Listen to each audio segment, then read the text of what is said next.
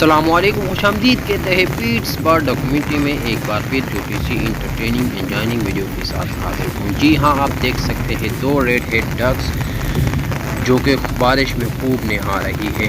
कल रात से बारिश शुरू थी, आज भी हो रही है थोड़ा थोड़ा। देखो वो खुशी से कितने धूम मचाते हुए नाचते हैं। प्लीज़ इंटरटेनिंग वाली वीडियो है, इंजॉय करें, लाइक करें एंड सब्सक्राइब।